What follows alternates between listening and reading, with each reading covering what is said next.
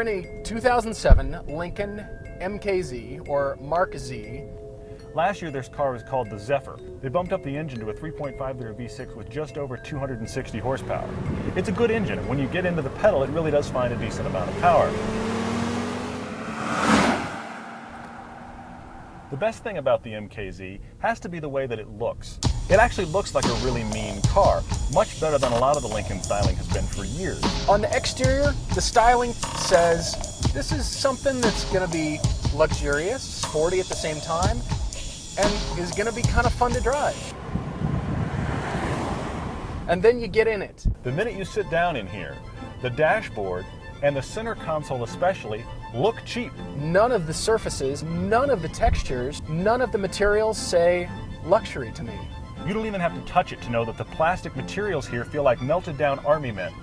The air vents, straight out of the Mustang, and probably in some other Ford cars too. I understand that large companies take the exact same parts bin and use it over and over in all their cars. That's not the problem. The problem is when those parts fundamentally are bad. Since most people buy a car like this as a long-distance cruiser or a commuter, that means the place that you sit has got to matter most. The seats, they feel kind of soft initially, but then they get hard.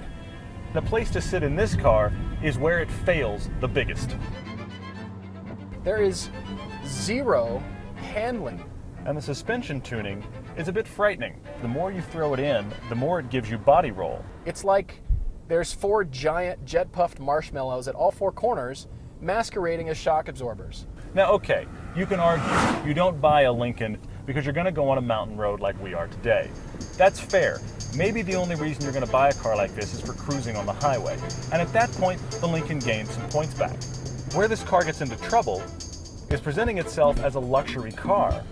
For the cost, starting at $30,000 and going up to $38,000 loaded, that's now competing directly with the BMW 3 Series, the Audi A4, The Acura TL, the Lexus IS or ES Series, and especially the Infiniti G35. In that price point, this is like the ugly girl that showed up last for the dance. Lincoln, reach higher. This was designed by the accountants. I think you need to reach a little farther. If you're going to spend the mid $30,000 range and you want something that's a good 4-door sedan with enthusiast points, you can't buy the MKZ.